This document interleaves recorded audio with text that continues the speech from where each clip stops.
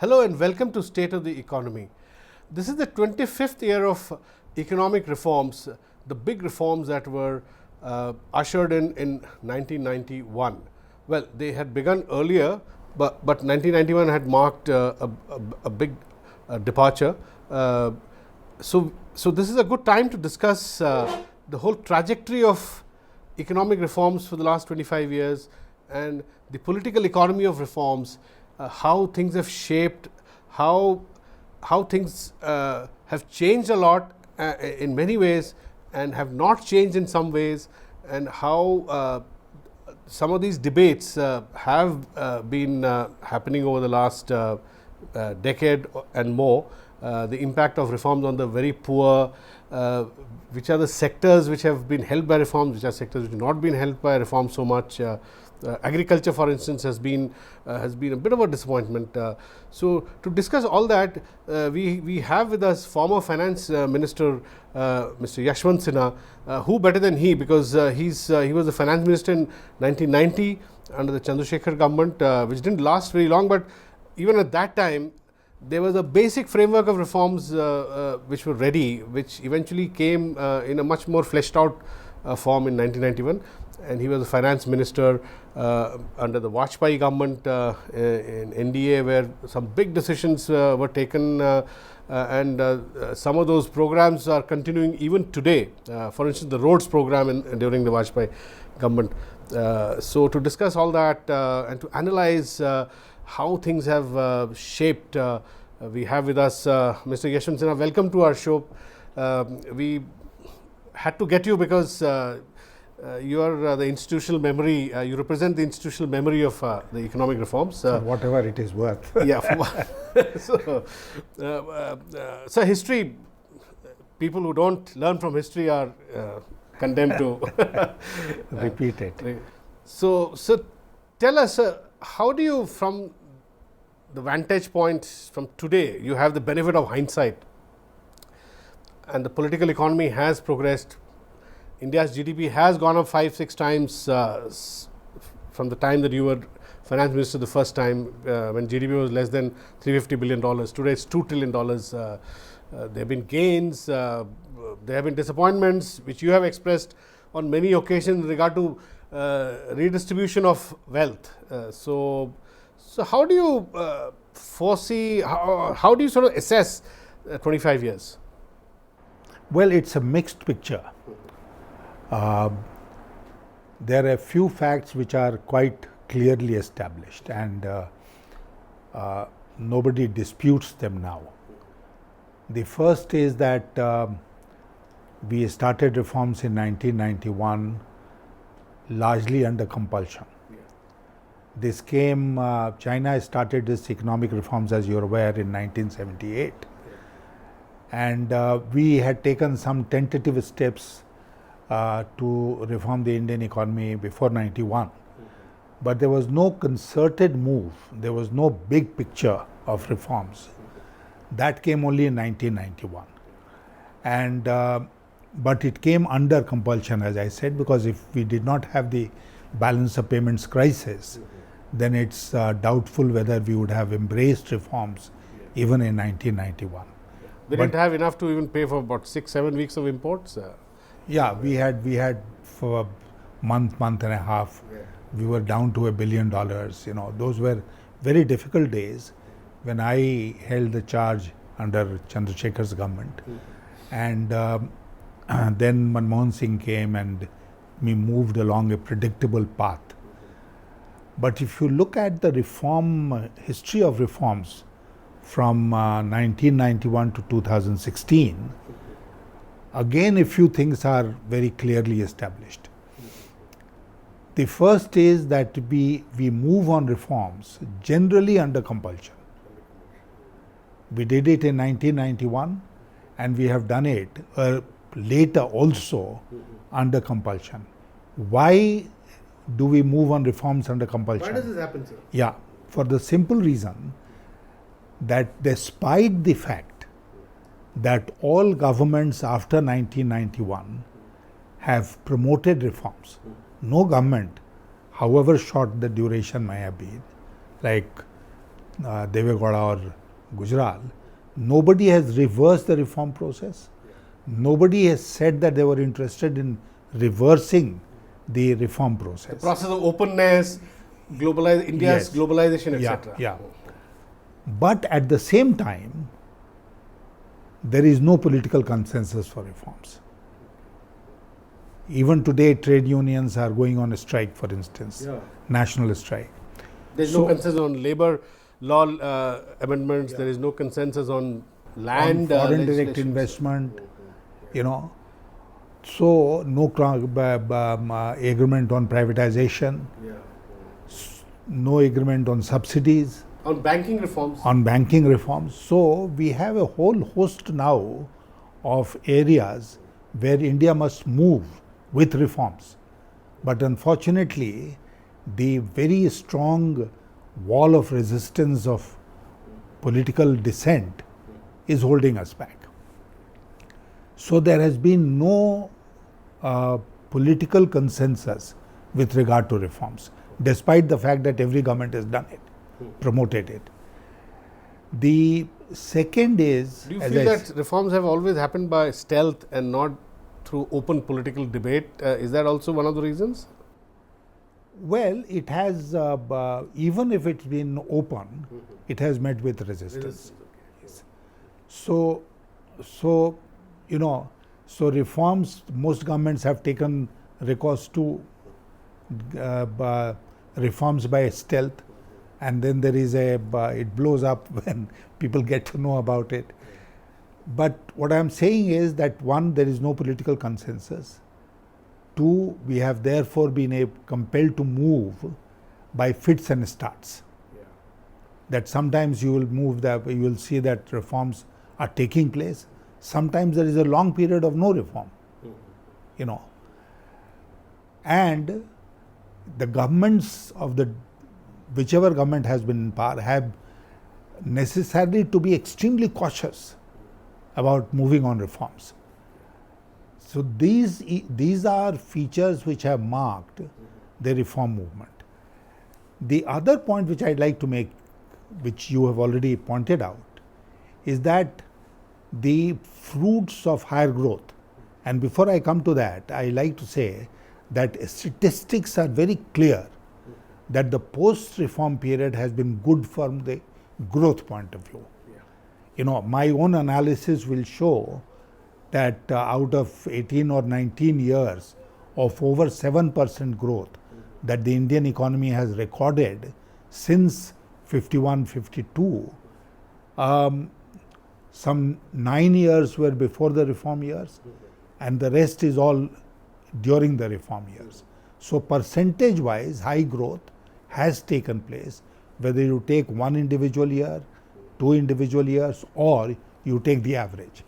A very interesting GDP has been doubling every 6 years. yeah, 6, 7 and years. very interesting fact which has emerged is that for the first time in our economic history, we had a sustained period of high growth from 2003-4 to 2007-8. 5 years of solid growth that this country achieved. So that is not in doubt. Nobody can say reforms have not delivered. Reforms have delivered on growth. But the fruits of growth, have they reached everyone? That's in doubt. That is the resounding answer is a no. So Even within Congress party, there is a consensus that the fruits have not. they have not reached. Yeah, the trickle down has not happened. Yeah. And as you mentioned in your introductory remarks, agriculture and the rural sector remains a very huge area in our economy which is still suffering from neglect. So this is the other feature of reforms, that it has been skewed in favor of growth, not in favor of distribution. It has been skewed in favor of certain sectors, not in favor of other major sector of the economy, namely agriculture. And these are the issues on which it is very easy to mislead the people and tell them reforms have not helped. So is it because it's very interesting you're saying this? Is this the reason why in the last, say, 5-7 years, one has also been hearing this or come across this debate as to what is the definition of reforms. Like should our economic reform just about the industry? Because as it happens, in various phases of reforms, as you said, the big changes which have resulted in high GDP growth probably had to do with big businesses promoting, which is also valid, businesses giving businesses a freer reign, a freer market to operate in, freer regulation, etc. And because businesses are organized, they are also able to sort of present the case better. I am told that in every budget, you have presented so many budgets, the bulk of the time, 60-70% of the discussion time is taken up by businesses in the industry, and scattered economic agents or activities like agriculture, farmers, they are not able to present their case in a more cogent way. Is that why that they get ignored in policy making? Is that one of the reasons? You see, you have to concentrate or look after businesses or industry generally in order to secure growth. Yeah, exactly. Where is growth? Where will growth come from in the Indian economy?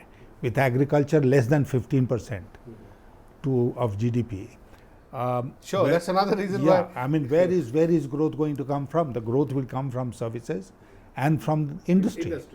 Manufacturing. Now, therefore, you have to concentrate on that. It is also now conventional wisdom accepted all around that you can do good and provide welfare to the people if you have the wherewithal.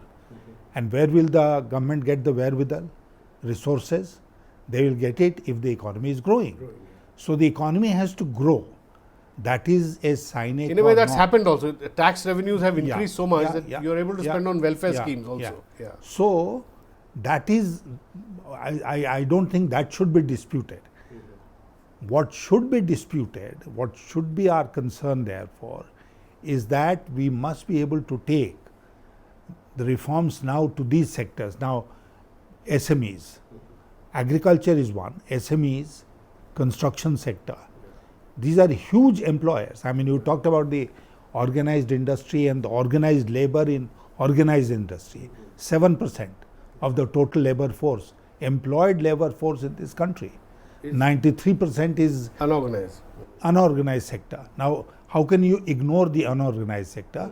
Because that is where the employment generation is. Is that happening enough? Or have reforms in the last 25 years focused on this 93% in a very concerted manner? Is there enough research about this 93%? Well, I'll tell you that when we were in power, NDA 1, we did consider there are two features which distinguish our period from the earlier period or even the subsequent period of the UPA, 10 years. One was that we paid attention to these sectors, construction sector in particular. So the highways program, the housing program, Prime Minister's Sadak Yojana, the Pradhan Mantri Gram Sadak Yojana. So all this was meant to provide or open up these opportunities in these sectors, investment opportunities, employment opportunities, etc., etc. The second most important conclusion of that time is the sequencing of expenditure, of investment expenditure, or generally expenditure, let's say.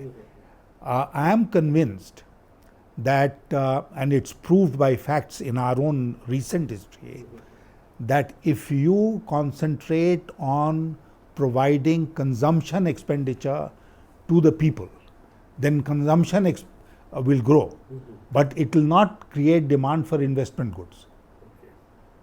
Isn't it? I mean, and it will only contribute to inflation. And this is the cardinal mistake which the UPA made in 2008-9 and subsequently. It can't be overly consumption-led. Yeah. It can't be. I mean, you have to have a balance. But the sequencing of expenditure should be such that most of the expenditure is going on investment, for investment. And if investment is taking place in roads, in housing, in construction, in ports, in telecom, then it will, one, create employment opportunities. Two, it will reduce the transaction cost in the economy. Three, it will lead to economic growth. Productivity will also go up. Productivity will grow. And the employment opportunities that you create will provide money in the pockets of people. And then they will start consuming. So consumption will follow. And but sir, what you're saying is right, but I found that this government focused a lot on investment-led growth because consumption was not happening. Overall, global demand was also down. But one finds that they're spending a lot on roads, big increase in spends in infrastructure. But yet, for some reason, one finds that the employment growth in 2015, the figures, Labour Ministry figures are very scary. There's a 65% drop in the organized sector employment. Now, one doesn't know what is happening in the unorganized because the two are linked. It cannot happen that the organized sector is dropping and unorganized is growing. So what is going on? I mean, what's your sense? My sense is that a large number of the stalled projects which had remained pending for years and which are largely responsible for the bank NPS, many of them in the road sector especially have been cleared and they are moving or about to move. Investment is being tied up and it goes to the credit of the minister of that ministry, Gadkari, that he has come out with innovative financial instruments. Ideas to release those. Monies for these projects. And therefore, we are seeing activity as far as highways are concerned and also rural roads, etc. are concerned. But this is not happening in other sectors. So there are islands of. There are islands. I mean, this is when we were in government earlier, we moved simultaneously, as I said, on various fronts. And housing was a very, very important component of that.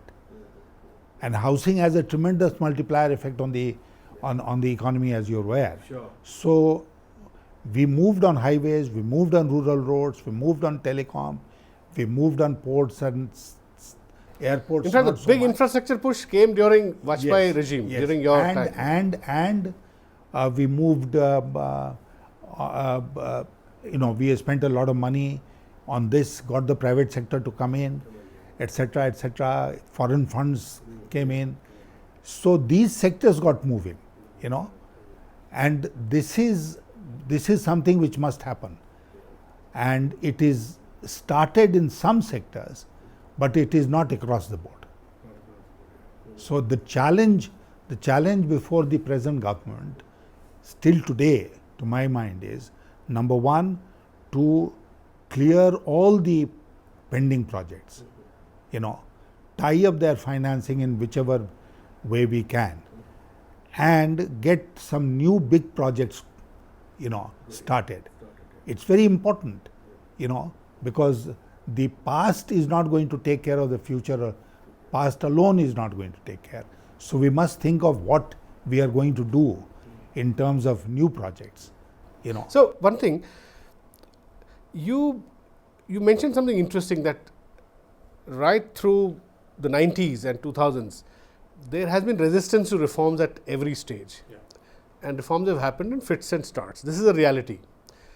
Some things got done because there was less resistance to those. But there are some key reforms which have met with political resistance right through. The low-hanging fruits were taken in the first 10 years during Narasimha Rao's regime, maybe United Front a little bit. NDA, when Vajpayee ji came and you were the finance minister, followed by Yashwant Sinha ji, a lot of the infrastructure projects started, the scale up of infrastructure as it were began to happen, whether it's in roads, power. Now, things like reforms in the land reforms. For instance, you need land to build more manufacturing. Banking reforms, for instance, which you attempted, and very sincerely you attempted, and you tried to take the industry into confidence, try to bring a bill. You also you try to bring a framework where government stake in public sector banks could be reduced to 33% with government retaining full control. Now, what has happened to those ideas? I believe, at least in these respects, we've gone backwards. Now we are saying that public sector banks, government will not reduce stake below 50. Even on PSU reforms, compared to the NDA framework, there's been a little going backward in this regime. So, what is the political resistance? What's your sense? No, the political resistance arises out of the fact that people still are convinced that the reason that we lost in 2004, lost elections in 2004, was on account of the opposition to some of these reforms that we had initiated or we were trying to initiate. Is there any empirical evidence to that? I don't know. I don't know. But you know, so you have fought so many elections. No, what's the sense you get from your constituency? My own feeling, for instance, is that there are certain areas. For instance, I'll give you one example, which I have mentioned on many occasions, that we raised the price of kerosene from 2 rupees 50 paise to 9 rupees 50 paise per litre in our time, in order to be able to cut subsidies. Now that was a huge issue. That became a huge issue. Taxing perquisites or reducing interest rates. It became a huge issue with the middle classes. It became a huge issue. You know, and I can say that I lost my own election, Lok Sabha election in 2004, on account of these things. That large areas, people went against me because they said, oh, he's reduced our Provident Fund receipts. They didn't look at. Which became a problem even recently when this government tried to reduce interest rates on small savings and Provident Fund, right? So sometimes. So the middle class is not willing to take. Sometimes some of these reforms are in direct clash with the perceived interests of the people. Okay. And that's where you have to pay a political price. But if you don't do reforms, then you still pay some political price for it. I mean, otherwise UPA 2 would not have lost in 2014. Yeah. And you mentioned the issue of land. Land is a huge issue today. And this government in a way admitted that it was making a mistake by pushing the land bill, and it course corrected, right? I mean, I know it because it is a major issue today in my old constituency of Hazaribagh, where there is so much resistance to acquisition of land for mining or for setting up factories. So on the one hand, people are demanding that you must help create employment opportunities. You must improve the quality of life. Electricity is a very important part of that improvement. But where will the electricity come from? From wherever it comes. You need land. Yeah, but it should not be on my land. So it's a very tricky. It is a very tricky terrain. It is a very tricky terrain, and one has to negotiate it with a great deal of caution, and you can't expect any understanding, any support from any political party. I mean, parties in opposition today have been in power earlier. Sure. They have pushed those reforms which they seem to be opposing today. I remember in 1999, I think, if I'm not mistaken, you took the bold step of bringing some labor reforms, but with the condition that if industry wanted to hire and fire up to say a limit of 1,000 workers, they would also have to pay adequate compensation. I remember industry initially agreed, but later they said we don't have money for compensation. And in a way, that issue which you tried to sort of grapple with in 99 or 2000 exists even today. We are still grappling with the same issue. Things have not changed in So there are many issues which have continued. This labor reform, privatization is an issue, as you have mentioned. Banking sector reform, still very much open. Defense industry, still a very open question. Food processing, still a very open question. Retail trade, still a very open question. So a whole lot of issues. But sir, earlier governments were coalition governments, and one could understand that they were tentative. But with 282 seats? No, 282 seats. There are two things which we must remember. 282 does not give you a majority in Rajya Sabha. That is one. So wherever you need legislation for reforms, you have to negotiate.